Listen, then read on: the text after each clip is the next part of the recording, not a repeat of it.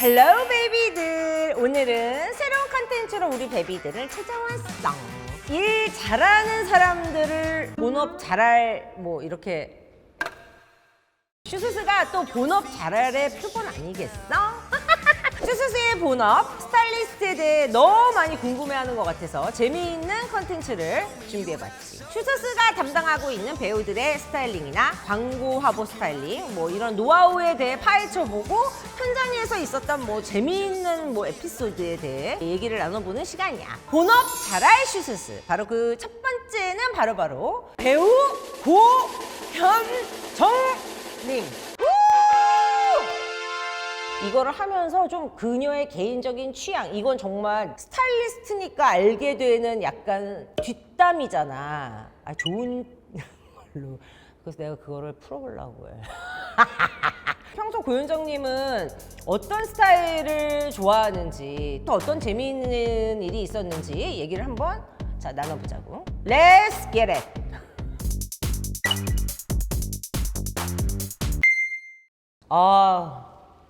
그러니까 내가 이 R30을 왜 골랐냐면은 빈티지를 되게 좋아해. 그런지한 룩, 이런 스타일을 되게 좋아하고 잘 소화를 해. 평소에 정말 와이드한 막 그런 막 빵꾸난 그런 막 그 와이드 팬츠 같은 거에다가 탑 같은 거 막 레이어드해서 입고 위에다가 막 그런 셔츠 같은 거 막 이렇게 너무 멋있어. 그리고 겨울에는 그 군대에서 입은 점퍼 같은 거를 입고 청바지 같은 것도 겁나 와이드한 거 있지. 팔다리가 정말 가늘고 길거든? 이런 스타일이 되게 잘 어울리고 그녀도 되게 좋아하는 스타일.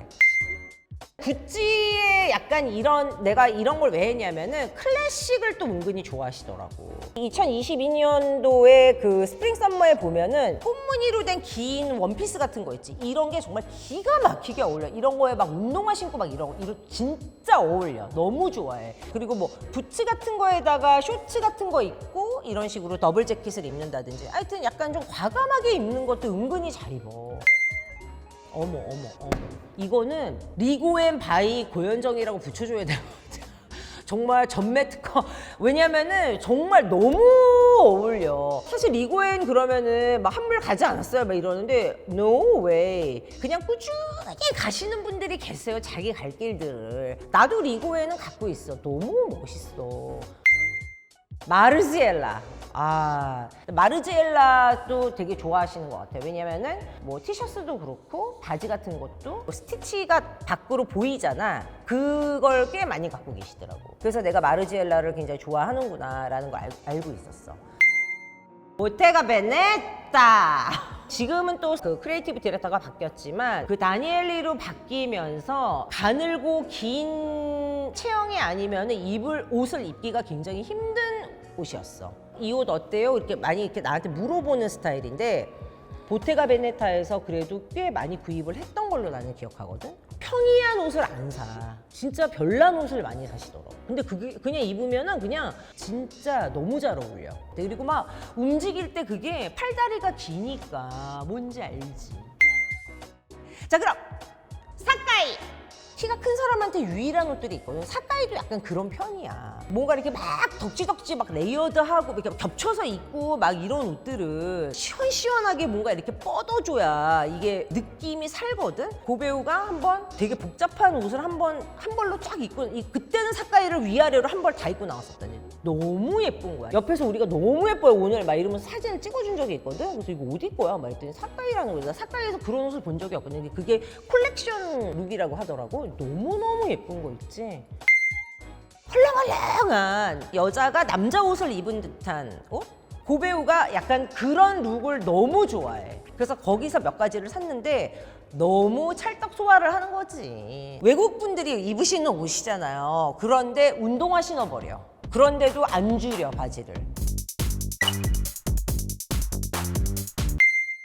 처음에 이제 그 공식적으로 내가 함께 이제 호흡을 맞춰서 처음에 선을 보이게 된 거는 백상예술 대상 시상식이었잖아. 그래서 그 백상예술 대상 시상식 때 진짜 이게 사실은 코로나 뭐 이것 때문에 해외에서 드레스들이 엄청 많이 들어와야 되는데 너무 안 들어오는 거야. 욕심은 앞서는데 없으니까 막 기절하겠는 거야 나는. 근데 이제 스타일리스트로서 핑계라는 걸 대는 거는 정말 진짜 하기 싫은 거거든. 다 정말 한 40벌 정도를 40피스 정도를 모아가지고 준비를 해왔어. 정말 딱 보더니 3개를 골랐는데 누드 컬러로 입히게 된 거야. 와, 근데 이게 이제 문제가 이제 심각한 게 누드 컬러는 폴라당 보여. 온 몸에 이제 정말 뼈까지 보여. 이 골반 뼈까지 보이는 거 걸을 때. 그리고 이 드레스의 정말 최단점이 뭐냐면은 지퍼가 없어.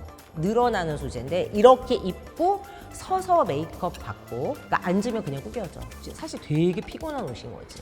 헤어 스타일리스트 또 메이크업 또 하시는 아티스트 분 그분들이랑 다 얘기를 했던 게 우아하면서도 그녀의 이제 하얀 피부 멋을 막 한껏 내지 않으면서도 세련된 그런 걸 살려보자. 나 작정했는데 두고 봐라 막 이런 거보다 그냥 멋있게 그냥 이렇게 슥 하면서 이렇게 쫙 그런 게 나는 더 그냥 멋있는 것 같거든.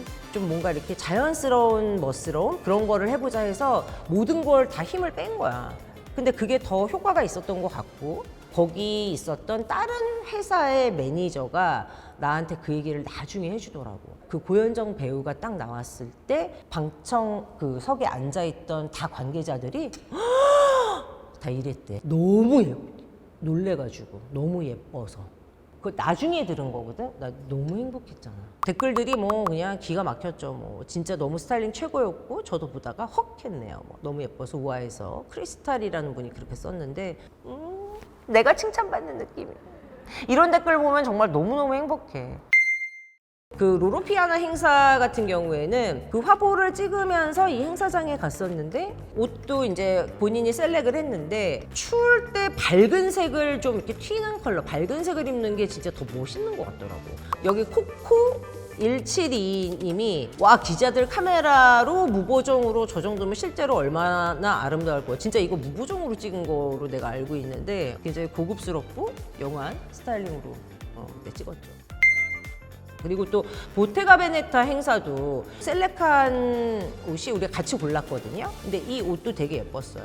여기가 이제 배경이 이 뒤에 이제 백그라운드가 이제 완전 그린이잖아. 잘 고른 것 같아. 옷이 이제 블랙 컬러고 막 그러니까 잘 매치가 되더라고요. 그리고 부츠도 신었는데 이게 부츠가 유난히 길어요. 딴 사람이 내가 신었으면 아마 저거 무릎 덮었을걸? 유난히 팔다리가 좀 길어. 피부 좋고 기럭지 길고 머리숱이 대박이야.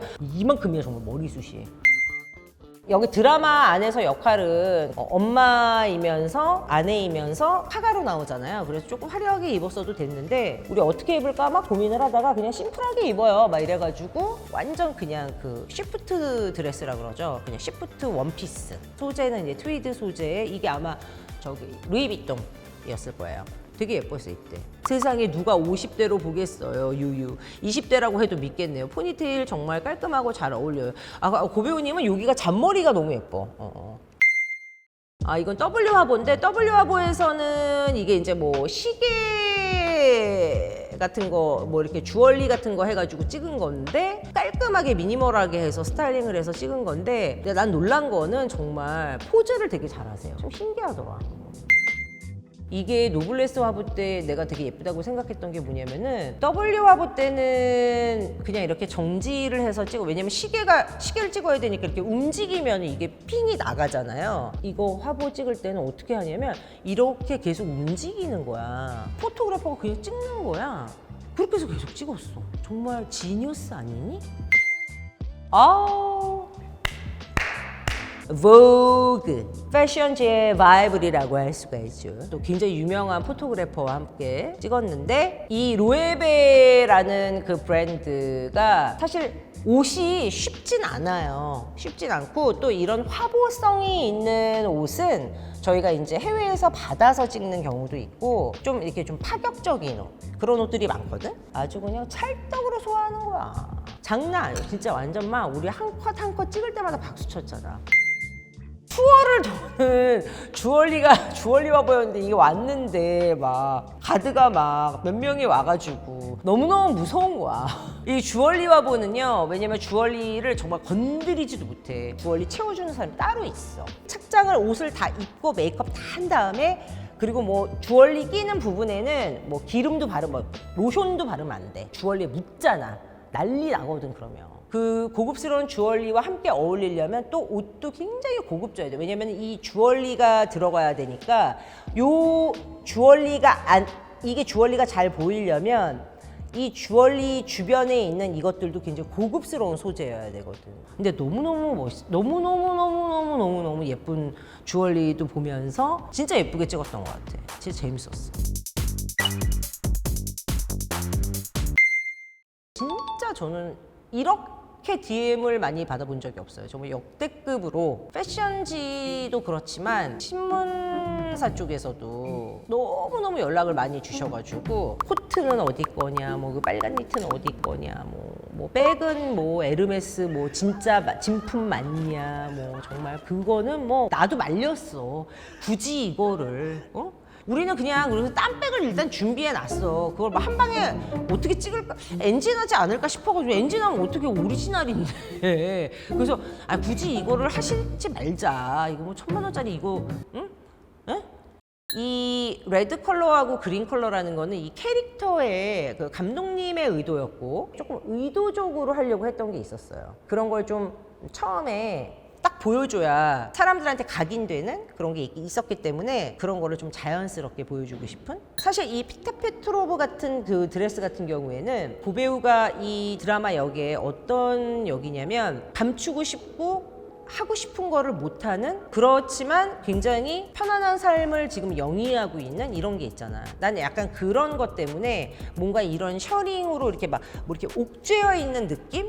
그런 걸 이 드레스에서 되게 보여주고 싶었거든요. 극중 갈등이 고조되기 전에 이렇게 뭐 평화로운 과거 회상씬에 어울리는 이 화이트톤 의상. 정말 이 랑방 블라우스하고 스커트는 정말 3초 나왔거든요. 3초? 질문이 제일 많아요. 그리고 안 나온 옷도 너무 많아. 근데 뭐 하여튼 너무 예뻤어요. 자, 이 에르메스 얘기는 아까 했지만 진품이에요. 그리고 고배우님 거예요. 정말 이거 한 번 이거 내리칠 때마다 거기 막 모니터링 하는 우리 애들이 막 나 떨어졌잖아 진짜.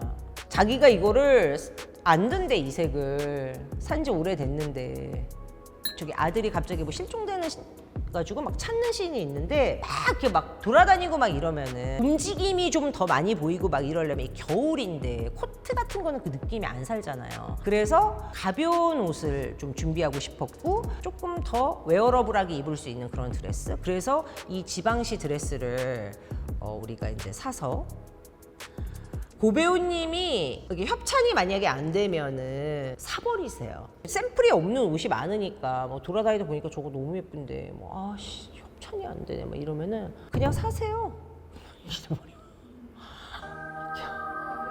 너무 멋있는 여자.